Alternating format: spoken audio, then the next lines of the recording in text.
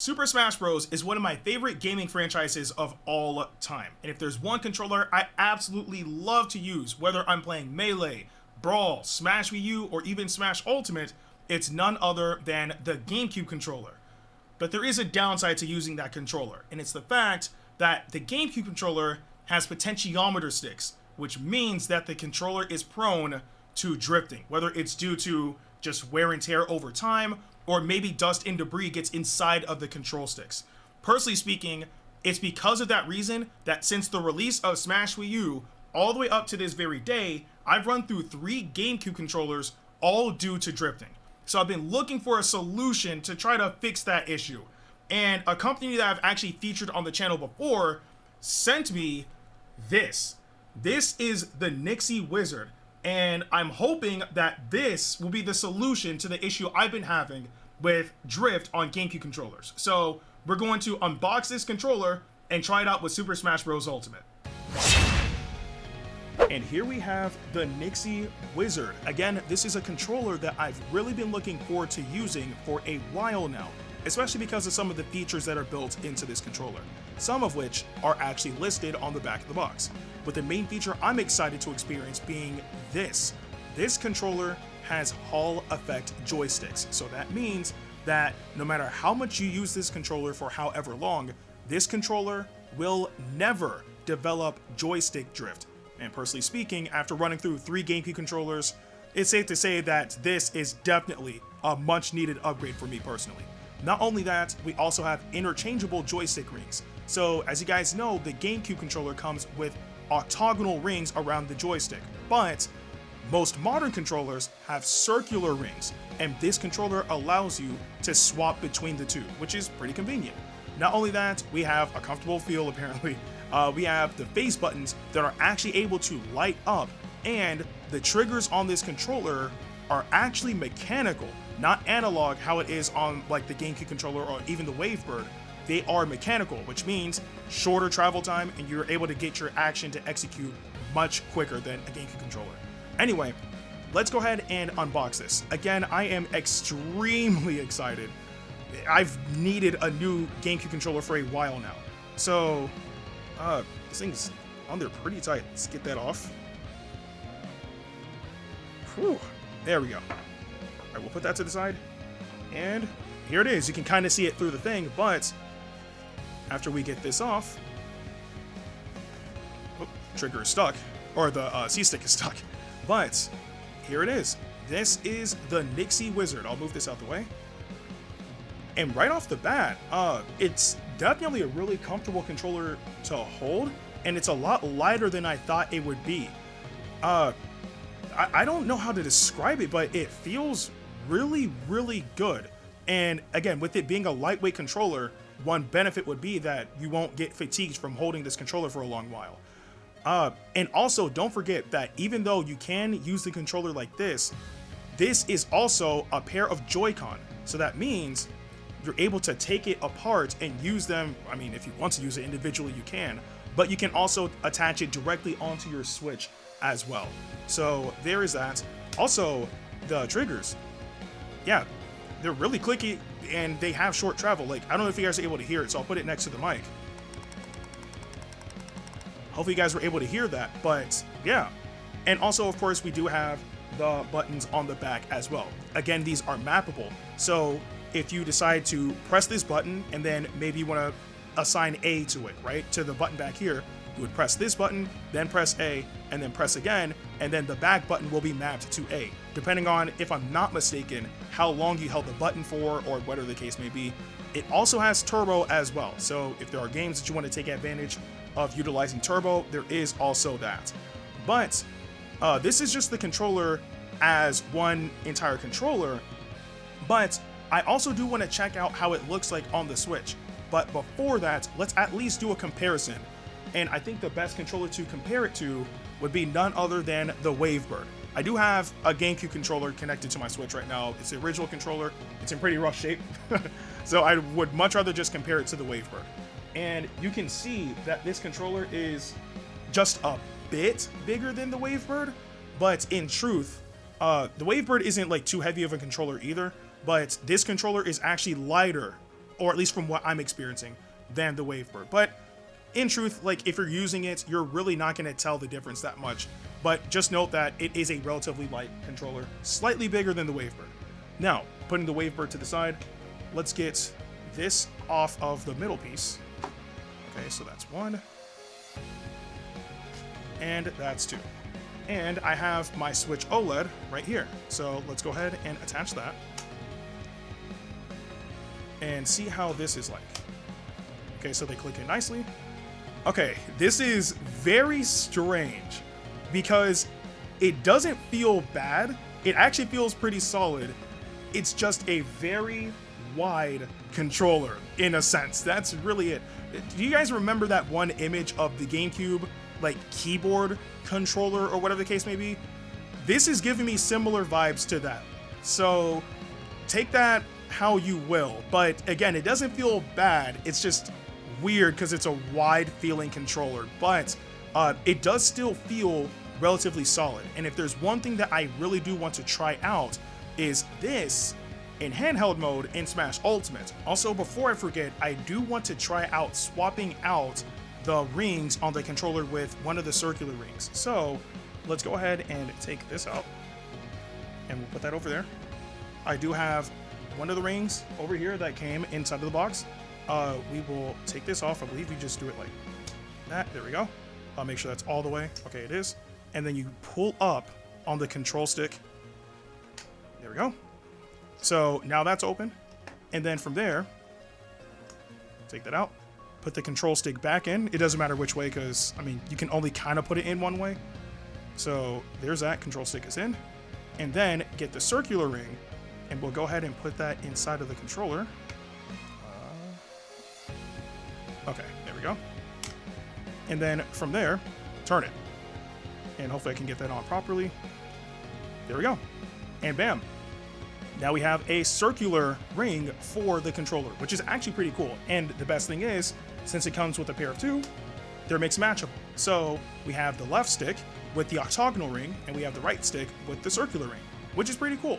So again, I'm just really excited to use this controller all around. We are going to test this out with Smash Ultimate in both handheld mode and in TV mode to see how well this controller performs.